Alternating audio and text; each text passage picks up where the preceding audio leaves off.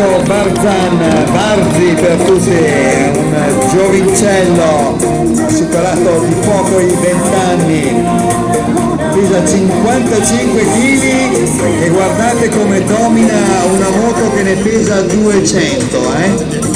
Ovviamente è una moto stradale, una Kawasaki 636 dotata, lo vedete, di pedane anteriori, sporgenti e posteriori, e poi dopo anche alla base, all'interno del serbatoio che si congiunge la sella di uno speciale, di quella, mi diceva ieri, che viene usata per il parabrezza delle macchine per fare aderenza con la suola delle scarpe, per avere appunto massima nel momento dei suoi trip. Anche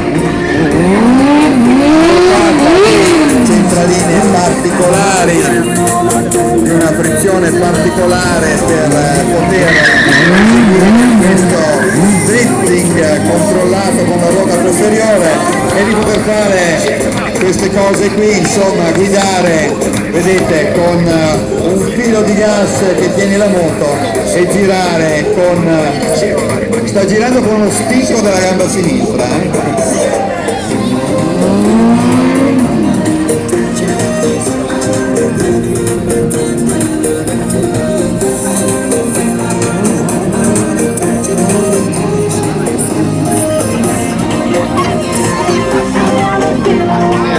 Impennate e questi giri, questi circle, come si chiama in gergo tecnico, la figura o trick, come ai ragazzi piace chiamare,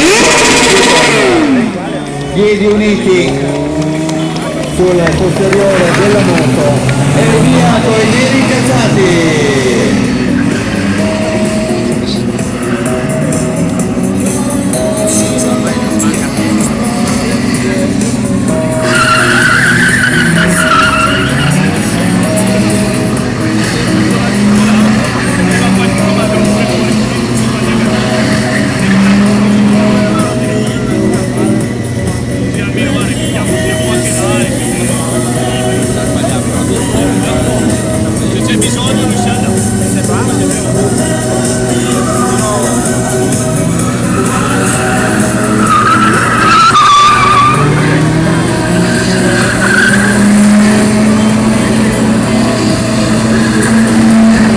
Adesso chiedetevi chi sta pigiando sul piede della Giorgio, Jessica e il loro passeggero Teo, non mi ricordo mai i nomi di tutti i ragazzi. Eccolo lì, volevate il fumo? L'abbiamo fatto. Vista asciutta, appena bagnata, 2 gocce d'acqua. Lo so, poi va in gola.